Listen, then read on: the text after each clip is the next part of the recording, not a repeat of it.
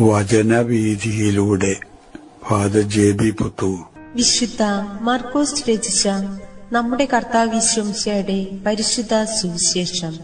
അധ്യായം 10, 32 മുതൽ 45 വരെയുള്ള വാക്യങ്ങൾ. പീഠാനുഭവവും ഉത്ഥാനവും. 3-ാം പ്രവചനം. അവർ ജെറൂസലേമിലേക്കുള്ള വഴിയെ നടന്നു പോവുകയായിരുന്നു. യേശു അവരുടെ മുൻപിൽ നടന്നിരുന്നു. അവർ വിസ്മയിച്ചു. അനുയാത്ര ചെയ്തിരുന്നവർ ഭയപ്പെടുകയും ചെയ്തു. അവൻ 12 പേരെയും അടുത്തു പിടിച്ച് തനിക്ക് സംഭവിക്കാനിരുന്ന കാര്യങ്ങൾ പറയാൻ തുടങ്ങി. ഇതാ, നമ്മൾ ജെറൂസലേമിലേക്ക് പോകുന്നു. മനുഷ്യപുത്രൻ പ്രധാന പുരോഹിതന്മാർക്കും നിയമജ്ഞർക്കും ഏൽപ്പിക്കപ്പെടും. അവർ അവനെ മരണത്തിന് വിധിക്കുകയും വിജാതീയർക്ക് ഏൽപ്പിച്ചു കൊടുക്കുകയും ചെയ്യും. അവർ അവനെ പരിഹസിക്കുകയും അവന്റെ മേൽ തുപ്പുകയും അവനെ പ്രഹരിക്കുകയും വധിക്കുകയും ചെയ്യും. 3 ദിവസത്തിനു ശേഷം അവൻ ഉയർത്തെഴുന്നേൽക്കും. സെബദീ പുത്രന്മാരായ യാക്കോബും യോഹന്നാനും അവനെ സമീപിച്ച് അപേക്ഷിച്ചു, ഗുരു, ഞങ്ങൾ അങ്ങയോട് അപേക്ഷിക്കുന്നതെന്തും ഞങ്ങൾക്ക് ചെയ്തു തരണമെന്ന് ഞങ്ങൾ ആഗ്രഹിക്കുന്നു.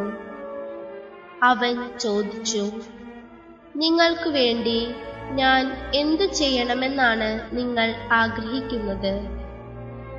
അവർ പറഞ്ഞു, അങ്ങയുടെ മഹത്വത്തിൽ ഞങ്ങളിൽ ഒരാൾ അങ്ങയുടെ വലതുവശത്തും മറ്റേയാൾ ഇടതുവശത്തും ഉപവിഷ്ടരാകാൻ അനുവദിക്കണമേ. യേശു പ്രതിവചിച്ചു, നിങ്ങൾ ആവശ്യപ്പെടുന്നത് എന്താണെന്ന് നിങ്ങൾ അറിയുന്നില്ല.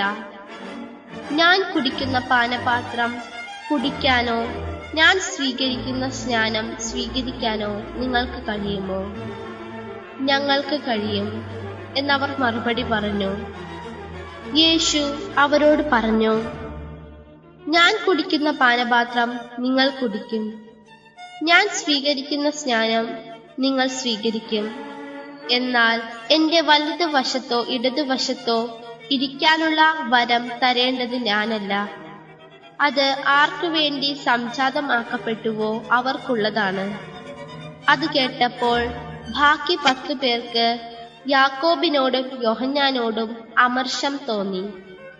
യേശു അവരെ അടുത്തു പിടിച്ചു പറഞ്ഞു, വിജാതീയരുടെ ഭരണകർത്താക്കൾ അവരുടെ മേൽ യജമാനത്വം പുലർത്തുന്നുവെന്നും അവരുടെ പ്രമാണികൾ അവരുടെ മേൽ അധികാരം പ്രയോഗിക്കുന്നുവെന്നും നിങ്ങൾക്കറിയാമല്ലോ.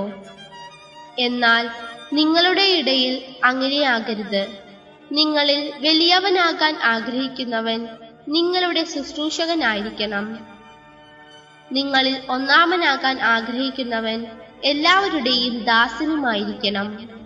മനുഷ്യപുത്രൻ വന്നിരിക്കുന്നത് ശുശ്രൂഷിക്കപ്പെടാനല്ല, ശുശ്രൂഷിക്കാനും സ്വന്തം ജീവൻ അനേകർക്കു വേണ്ടി മോചനദ്രവ്യമായി നൽകാനുമത്രേ. സഹനത്തെ സാധനയാക്കി മാറ്റാവുന്ന യേശുവിന്റെ കാഴ്ചപ്പാട്. യേശു തന്റെ ശിഷ്യന്മാരുമൊത്ത് ജെറൂസലം ലക്ഷ്യമാക്കിക്കൊണ്ട് യാത്ര ചെയ്യുകയാണ്. യാത്രാമധ്യേ തക്കതായിട്ടുള്ള ഒരു സ്ഥലത്ത് യേശു നിൽക്കുന്നു. തന്റെ ശിഷ്യന്മാരെ അടുത്ത് വിളിച്ചുകൂട്ടുന്നു. യേശുവിന്റെ മുഖത്തിൽ മിന്നിമറിഞ്ഞ വികാര തീവ്രത കണ്ടിട്ടായിരിക്കാം ഒരുപക്ഷെ സുവിശേഷകൻ പറയുന്നു, അവർ യഥാർത്ഥത്തിൽ വിസ്മയിക്കുകയും അത്ഭുതപ്പെടുകയും ചെയ്തുവെന്ന്. യേശു അവരോടായിട്ട് പറയുന്നു, നാം ജെറൂസലം ലക്ഷ്യമാക്കിയിട്ട് യാത്ര ചെയ്യുകയാണ്. അല്പസമയത്തിനുള്ളിൽ നാം ലക്ഷ്യസ്ഥാനത്ത് എത്തിച്ചേരും. അവിടെ വെച്ച് എന്നെ ഒരു വേള ഓശാന പാടി അംഗീകരിച്ച, എന്നോട് ആദരവ് കാണിച്ച അതേ ജനങ്ങൾ തന്നെ എനിക്കെതിരായിട്ട് തിരിയും. എല്ലാ തരത്തിലുള്ള ആരോപണങ്ങളും എനിക്കെതിരായിട്ട് അവർ നിരത്തും. അവർ എന്നെ മർദ്ദിക്കും, എന്നെ പീഡിപ്പിക്കും, എന്നെ കുരിശിൽ തറയ്ക്കും, അങ്ങനെ എന്നെ കൊല്ലും. ഗാഗുൽത്താ മലയിൽ ഞാൻ ഉയർത്തപ്പെടും. യേശു തുടർന്ന് പറയുന്നു, അങ്ങനെ ഉയർത്തപ്പെട്ട് കഴിയുമ്പോൾ എല്ലാ ശ്രദ്ധയും തന്നിലേക്ക് ആകർഷിക്കപ്പെടും. 3-ാം ദിവസം താൻ മരിച്ചവരിൽ നിന്ന് ഉയർപ്പിക്കപ്പെടുക തന്നെ ചെയ്യും എന്ന് യേശു ശിഷ്യന്മാരോടായിട്ട് പറഞ്ഞപ്പോ ശിഷ്യന്മാർക്ക് അത് വിശ്വസിക്കാൻ സാധിക്കാത്ത ഒരു അനുഭവം. അവരുടെ മുഖത്ത് വിസ്മയവും അത്ഭുതവും നിഴലിക്കുന്നു. അവർ മൂകരായിട്ട് സ്തബ്ധരായിട്ട് നിലകൊള്ളുന്നു.